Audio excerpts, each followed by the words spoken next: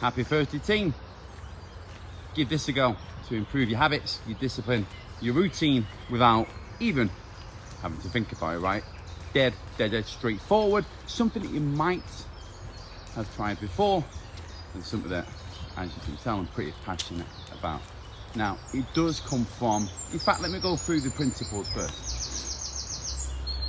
It's a way that we can tick a box that doesn't need to be ticked again, which is exactly the point, right? Whether you're looking at health, mindset, because life gets in the way. I'm going away on my honeymoon after my wedding. My routine's going to be out of the window because I'm going to be in another country. So therefore, I want something to go back to, because promotions, family, my wedding, that's a social occasion for my clients, right? And for my friends and for my loved ones. Like, things get in the way. We want something that we can turn back to as a set point that works. Automatically, autonomically, subconsciously, without overloading the system. Without having to use the most important thing we've got, which is our brain. Let's use this to achieve our goals and let the back of the brain do the work. Hopefully that all makes sense. Let me jump straight in. I think it's from Atomic Habits. Might be wrong, might not be. You might have tried this before. You might have heard this before. But I'm going to give you a little bit of a story that helps me to integrate this within myself, because we've got the information. Go on Google, it's all there. We've got the implementation, the doing. Maybe we've done this before. So that's back in the room. Information, implementation. And I've literally made this up just now. Integration becomes part of who you are. Consider my coaching, right? I don't have to go on and think, right, I need to coach.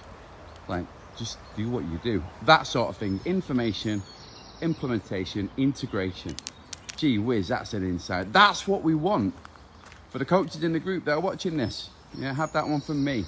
That's the third level of growth, of transformation, of success. Right, so what does it look like specifically that we can achieve these goals? Oops. If I'd have dropped that in there, I wouldn't have been happy now, would I? Right, let me rein this in a little bit. In the 40s, something like that, there was this study with these little pieces of mold, and I'm going to walk this way actually. Little pieces of mold, apparently, and they starved them of food, these little amoebas, and they started to move towards each other. They started to add on top of each other. They started to grow towards the light, and then they released these spores. Now, these bits of mold, single cell organisms, again, apparently, this is from memory, I can't remember which book it comes from, but it was very curious. It was like, wow, what's going on here? What could this be? Surely this is a justification for the existence of a higher intelligence and God. Now at this point, I'm like, wow, sounds like it's fictitious. Apparently not. And it rocked the world, so much so, and again, apparently Albert Einstein was amazed at the time. One moment.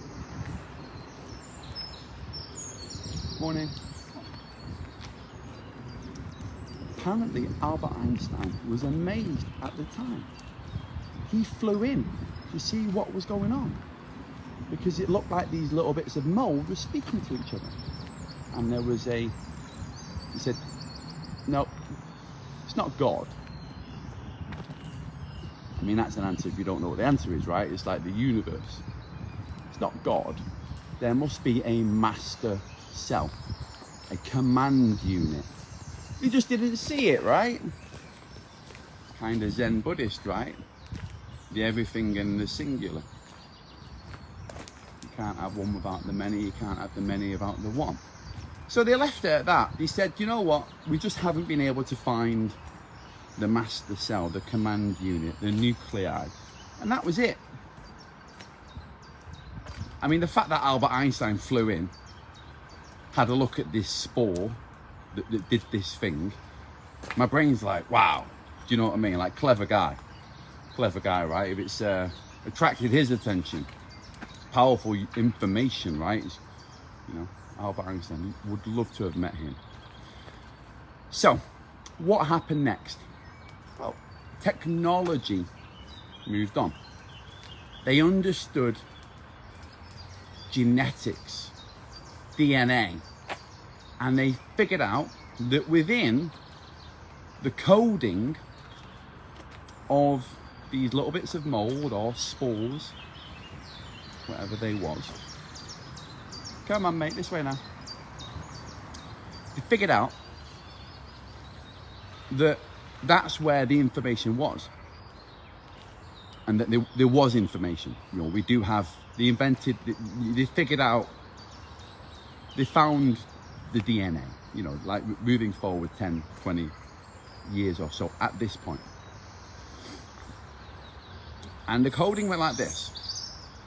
When starved of food, find other bits of mold, right? Come together, like protect yourself. Once you've come together, stack on top of each other.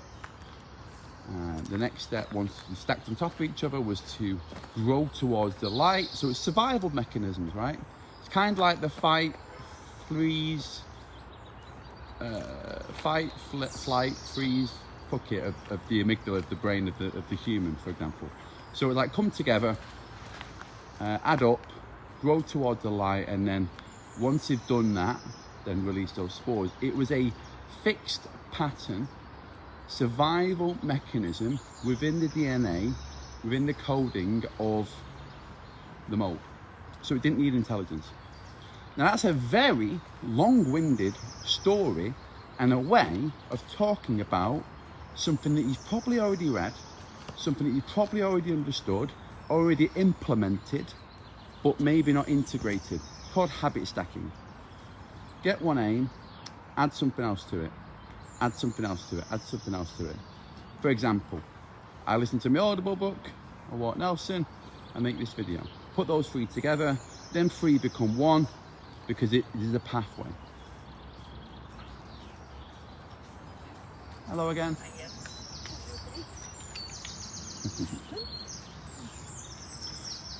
So yeah, stack those habits. Nothing in itself is transformational about habit stacking. We all know this. A, B, C, D. Like massive. We already know this stuff. I hope you do anyway. You probably already tried it. All right? There is something called keystone habits, which I'll go into another time. But it's powerful stuff. It attracted Albert Einstein, right?